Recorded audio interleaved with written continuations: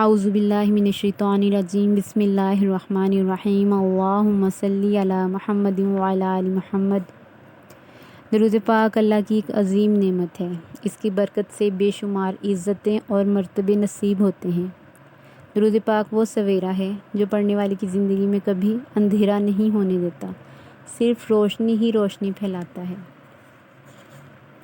ہم سب الحمدللہ آقا جان صلی اللہ علیہ وآلہ وسلم کے امتی ہونے کی حیثیت سے درود پاک پڑھتے ہی رہتے ہیں، لیکن آپ میں سے بہت کم لوگوں کو یہ معلوم ہوگا کہ ہر رات 10 بجے سے لے کر 10:20 تک درود پاک پڑھنے سے کیا ہوتا ہے۔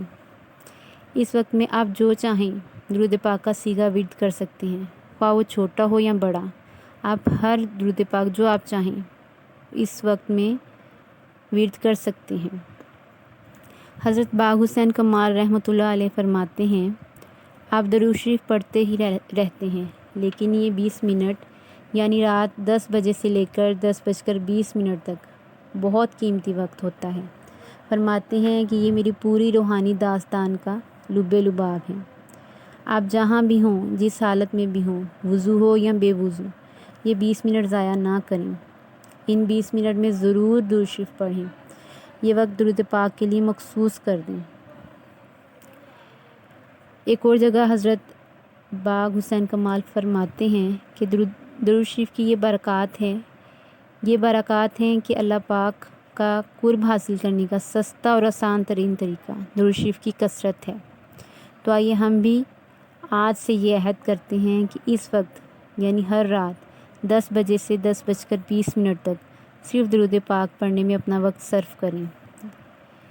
دیکھا جائے تو کتنا مناسب وقت ہے کہ اس وقت تقریباً سبھی لوگ اپنی ڈیلی روٹین کے کاموں سے فارغ ہو جاتے ہیں۔ ویسے سارا دن چلتے پھرتے کام کے دوران کوشش کیجیے کہ درود پاک ورد زبان رہے، اس سے کاموں میں بھی آسانی پیدا ہوتی ہے اور ہمارے وقت کا صحیح استعمال بھی ہو جاتا ہے۔ لیکن اگر بالفرض دن میں وقت نہ ملے درود پاک پڑھنے کا تو ہر رات کا یہ وقت ضائع نہ کریں۔